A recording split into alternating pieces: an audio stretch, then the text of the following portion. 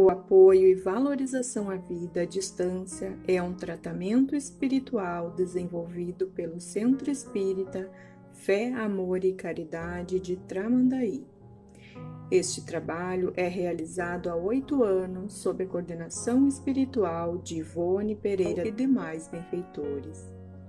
Este tratamento espiritual visa atender o indivíduo em suas necessidades, bem como assistência espiritual de toda a família, encarnados e desencarnados. O tratamento deve ser realizado por 6 semanas,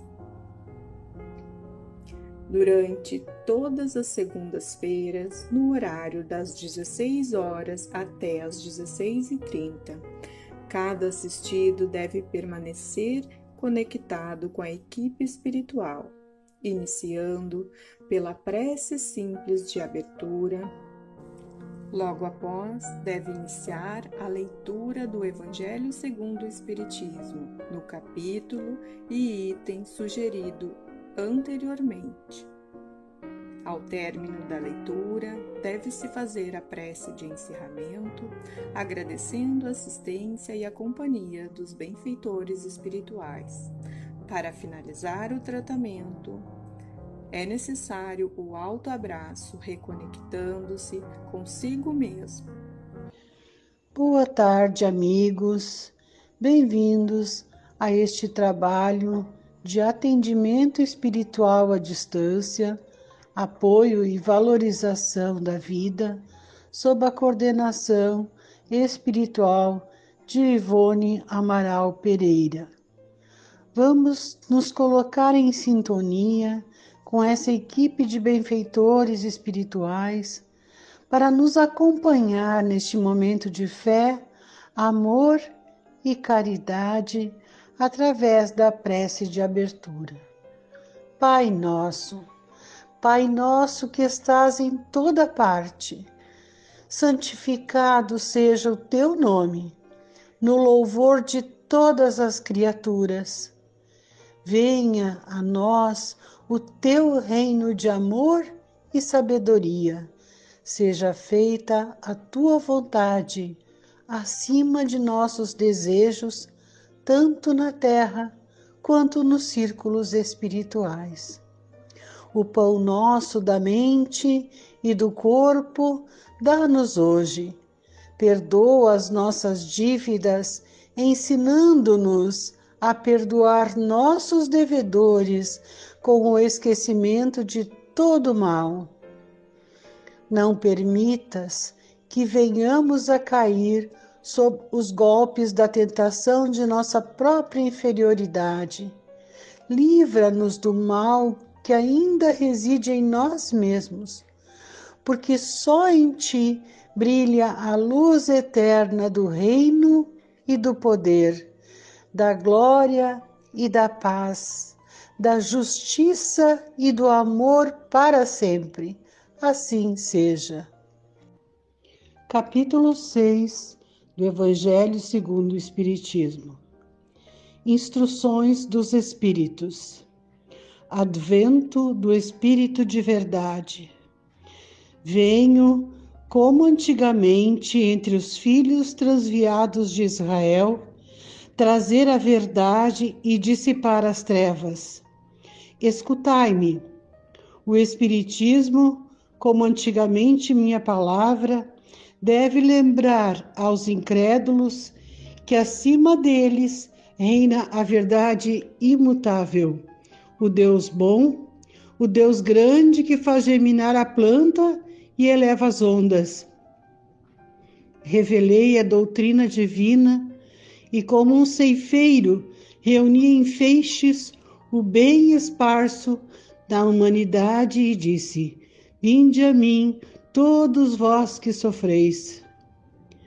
Mas os homens ingratos desviaram-se do caminho reto e largo que conduz ao reino de meu Pai, e estão perdidos nos ásperos e estreitos caminhos da impiedade. Meu Pai não quer aniquilar a raça humana, quer que, ajudando-vos uns aos outros, mortos e vivos, quer dizer, mortos segundo a carne, porque a morte não existe. Vos socorrais e que, não mais a voz dos profetas e dos apóstolos, mas a voz daqueles que não estão mais na terra, se faça ouvir para vos proclamar. Orai e crede, porque a morte é a ressurreição e a vida é a prova escolhida, durante a qual vossas virtudes cultivadas devem crescer e se desenvolver como cedro. Homens fracos, que compreendeis as trevas de vossas inteligências, não afasteis o facho que a clemência divina coloca entre vossas mãos para iluminar vosso caminho e vos conduzir, filhos perdidos, ao regaço de vosso Pai. Estou muito tocado de compaixão pelas vossas misérias, pela vossa imensa fraqueza, para não estender mão segura aos infelizes transviados, que vendo o céu tombam no abismo do erro. Crede, amai, meditai as coisas que vos são reveladas. Não mistureis o joio ao bom grão, as utopias e as verdades. Espíritas, amai-vos, eis o primeiro ensinamento. Instruí-vos, eis o segundo. Todas as verdades se encontram no cristianismo. Os erros que nele se enraizaram são de origem humana. E eis que, além do túmulo, que acreditáveis o nada, vozes vos clamam: irmãos, nada perece. Jesus Cristo é o vencedor do mal. Sede os vencedores da impiedade. O Espírito de Verdade, Paris, 1860. Venho ensinar e consolar os pobres deserdados. Venho lhes dizer que elevem sua resignação ao nível de suas provas. Que chorem, porque a dor foi sagrada no jardim das oliveiras, mas que esperem, porque os anjos consoladores virão enxugar suas lágrimas. Obreiros, traçai vosso sulco, recomeçai no dia seguinte a rude jornada da véspera. O labor de vossas mãos fornece o pão terrestre ao vosso corpo, mas vossas almas não estão esquecidas, e eu, divino jardineiro, as cultivo no silêncio de vossos pensamentos. Quando a hora do repouso tiver soado, quando a trama dos vossos dias escapar de vossas mãos, e quando vossos olhos se fecharem à luz, sentirei surgir e germinar em vós minha preciosa semente. Nada está perdido no reino de nosso Pai, e vossos suores, vossas misérias, formam o tesouro que deve vos tornar ricos nas esferas superiores, onde a luz substitui as trevas, e onde o mais desnudo de vós todos será talvez o mais resplandecente. Em verdade vos digo, aqueles que carregam seus fardos e que assistem seus irmãos são meus bem-amados. Instruí-vos na preciosa doutrina que dissipa o erro das revoltas e que vos ensina o objeto sublime da prova humana. Como o vento varre a poeira, que o sopro dos espíritos dissipe os vossos ciúmes contra os ricos do mundo, que frequentemente são muito miseráveis, porque suas provas são mais perigosas que as vossas. Eu estou convosco, e meu apóstolo vos ensina: bebei da fonte viva do amor e preparai-vos, cativos da vida, para vos lançar um dia livres e alegres no seio daquele que vos criou fracos, para vos tornar perfectíveis, e que quer que vós mesmos trabalheis vossa maleável argila, a fim de serdes os artífices de vossa imortalidade. O Espírito de Verdade, Paris, 1861. Sou o grande médico das almas e venho vos trazer o remédio que deve curá-las. Os fracos, os sofredores e os doentes são meus filhos prediletos e venho salvá-los. Vinde, pois, a mim, todos vós que sofreis e que estáis sobrecarregados, e sereis aliviados e consolados. Não procureis alhures a força e a consolação, porque o mundo não as pode dar. Deus fez aos vossos corações um apelo supremo pelo Espiritismo. Escutai-o. Que a impiedade, a mentira, o erro, a incredulidade sejam extirpados de vossas almas doloridas. São esses os monstros que se saciam de vosso sangue mais puro e que vos ferem quase sempre mortalmente. Que no futuro, humildes e submissos ao Criador, pratiqueis sua divina lei. Amai e orai, sede dóceis aos Espíritos do Senhor, invocai-o do fundo do coração, e então ele vos enviará seu Filho bem-amado para vos instruir e vos dizer estas boas palavras. Eis-me aqui, venho a vós porque me chamastes. O Espírito de Verdade, Bordeaux, 1861. Deus consola os humildes e dá a força aos aflitos que lhe a pedem.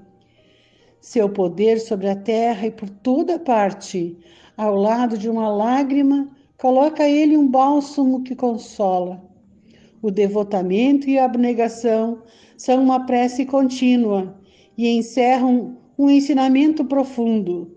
A sabedoria humana reside nessas duas palavras. Possam todos os espíritos sofredores compreender essa verdade, ao invés de reclamar contra as dores, os sofrimentos morais que são, neste mundo, o vosso quinhão. Tomai, pois, por divisa essas duas palavras, devotamento e abnegação, e sereis fortes, porque elas resumem todos os deveres que vos impõem a caridade e a humildade. O sentimento do dever cumprido vos dará o repouso do espírito e a resignação.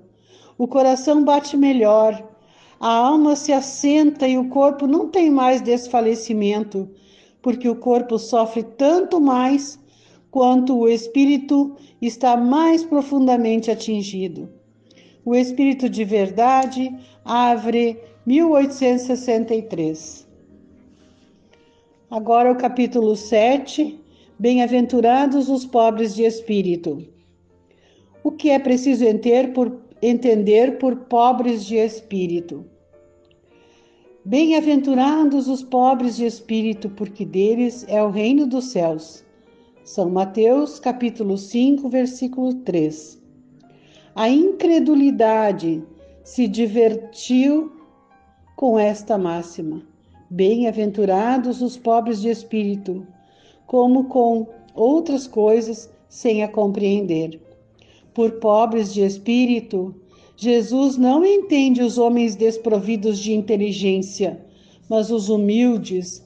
Ele disse que o reino dos céus é daqueles e não dos orgulhosos. Os homens de ciência e de espírito, segundo o mundo, têm geralmente tão alta consideração de si mesmos e de sua superioridade que olham as coisas divinas como indignas de sua atenção. Seus olhares, concentrados sobre sua pessoa, não podem se elevar até Deus. Essa tendência a se crer acima de tudo não os leva, senão, muito frequentemente, a negar o que, estando-lhes acima, poderá rebaixá-los, e a negar mesmo a divindade, ou se consentem em admiti-la, contentam-lhe um dos seus mais belos atributos. Sua ação providencial sobre as coisas desse mundo persuadidos de que só eles bastam para bem governá-lo, tomando sua inteligência por medida de inteligência universal e se julgando aptos a tudo compreender. Não podem crer na possibilidade daquilo que não compreendem. Quando pronunciaram seu julgamento, têm-no por inapelável. Se recusam a admitir um mundo invisível e um poder extra-humano, não é, entretanto, porque isso esteja acima da sua capacidade, mas porque seu orgulho se revolta com a ideia de uma coisa acima da qual não podem se colocar e que os faria descer de seu pedestal. Por isso, eles não têm senão sorrisos de desdém por tudo o que não é do mundo visível e tangível. Eles se atribuem muito de espírito e de ciência para crerem nessas coisas, segundo eles, boas para as pessoas simples, tendo aqueles que as levam a sério por pobres de espírito. Entretanto, o que quer que digam, lhes será preciso entrar como os outros neste mundo invisível que ridicularizam, quando seus olhos serão abertos e reconhecerão seu erro. Mas Deus, que é justo, não pode receber na mesma categoria aqueles que menosprezou seu poder e aquele que se submeteu humildemente às suas leis, nem os igualar. Em dizendo que o reino dos céus é para os simples, Jesus quer dizer que ninguém é nele admitido sem a simplicidade de coração e humildade de espírito. Que o ignorante que possui essas qualidades será preferido ao sábio que crê mais em si que em Deus. Em todas as circunstâncias, ele coloca a humildade no plano das virtudes que nos aproximam de Deus e o orgulho entre os vícios que nos distanciam dele. E isso por uma razão muito natural, de vez que a humildade é um ato de submissão a Deus, enquanto que o orgulho é uma revolta contra ele. Mais vale, pois, para a felicidade do homem, ser pobre em espírito no sentido do mundo e rico em qualidades morais.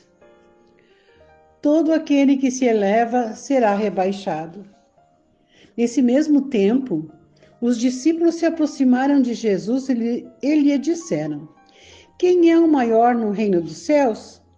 Jesus, tendo chamado uma criança, colocou-a no meio deles e lhes disse: eu vos digo em verdade, que se vós não vos converterdes e se não vos tomardes como crianças, não entrareis no reino dos céus.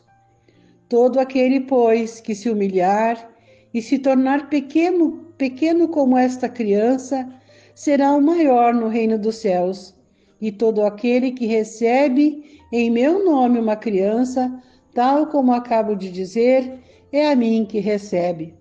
São Mateus, capítulo 18, versículo 1 a 5.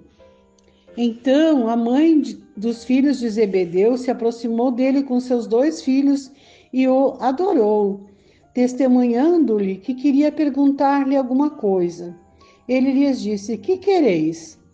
Ordenai, disse-lhe ela, que meus 2 filhos que aqui estão tenham assento em vosso reino, um à vossa direita e outro à vossa esquerda. Mas Jesus lhe respondeu: vós não sabeis o que pedis. Podeis beber o cálice que vou beber? Eles lhe disseram: nós o podemos. Ele lhes respondeu: é verdade que bebereis o cálice que eu vou beber, mas quanto a estar sentado à minha direita ou à minha esquerda, não cabe a mim vos conceder, mas isso será para aqueles que meu Pai tenha preparado. Os outros 10 apóstolos, tendo ouvido isso, encheram-se de indignação contra os 2 irmãos. Jesus, tendo-os chamado para si, lhes disse: Vós sabeis que os príncipes das nações as dominam e que os grandes as tratam com império. Não deve ser o mesmo entre vós. Mas aquele que quer tornar-se o maior, seja vosso servidor. E aquele que quiser ser o primeiro dentre vós, seja vosso escravo. Como o Filho do Homem não veio para ser servido, mas para servir e dar sua vida pela redenção de muitos. São Mateus, capítulo 20, versículos 20 a 28. Jesus entrou num dia de sábado na casa de um dos principais fariseus, para ir tomar sua refeição, e aqueles que lá estavam observaram. Então, considerando como os convidados escolhiam os primeiros lugares, ele lhes propôs esta parábola, dizendo: Quando fordes convidados para bodas, não tomeis nela o primeiro lugar, temendo que se encontre entre os convidados uma pessoa mais considerada que vós. E aquele que vos tiver convidado, não venha vos dizer: dai vosso lugar a este, e que então estejais diminuídos em vos dirigir com vergonha ao último lugar. Mas, quando fordes convidados, ide vos colocar no último lugar, a fim de que, quando aquele que vos tiver convidado vier, vos diga: meu amigo, subi mais alto. E então isso será um motivo de glória diante daqueles que estarão à mesa convosco, porque todo aquele que se eleva será rebaixado, e todo aquele que se rebaixa será elevado. São Lucas, capítulo 14, versículos 1 e de 7 a 11. Essas máximas são a consequência do princípio de humildade que Jesus não cessa de colocar como condição essencial da felicidade prometida pelos eleitos do Senhor, e que formulou por estas palavras: bem-aventurados os pobres de espírito, porque deles é o reino dos céus. Ele toma uma criança como modelo da simplicidade de coração e diz: será o maior no reino dos céus quem se humilhar e se fizer pequeno como uma criança, quer dizer, quem não tiver nenhuma pretensão de superioridade ou de infabilidade. O mesmo pensamento fundamental se encontra nessa outra máxima, que aquele que quiser tornar-se maior, seja vosso servidor, e nesta, todo aquele que se rebaixa será elevado, e todo aquele que se eleva será rebaixado. Finalizamos este momento agradecendo o apoio de nossos amigos espirituais que nos acompanharam, seguindo confiantes e perseverantes na valorização de nossa vida e no Evangelho de Jesus, com a prece aos espíritos protetores do Evangelho segundo o Espiritismo. Espíritos sábios e benevolentes, mensageiros de Deus, cuja missão é assistir os homens e conduzi-los no bom caminho, sustentai-me nas provas desta vida, dai-me a força de suportá-las sem murmurar. Desviai de mim os maus pensamentos e fazei com que eu não dê acesso a nenhum dos maus espíritos que tentarem me induzir ao mal. Esclarecei minha consciência sobre meus defeitos e elevai de sobre meus olhos o véu do orgulho que poderia impedir-me de os perceber e confessá-los a mim mesmo. Vós, sobretudo, meu anjo guardião, que velais mais particularmente por mim, e vós todos, espíritos protetores, que vos interessais por mim, fazei com que me torne digno da vossa benevolência. Conheceis as minhas necessidades, que elas sejam satisfeitas segundo a vontade de Deus. Que assim seja. Permaneça nesse instante, sentado confortavelmente, para realizar o autoabraço. Abrace-se de maneira prazerosa e confortável e repita comigo: eu amo a Deus, eu amo a Jesus, eu amo a vida, eu me amo. Que assim seja.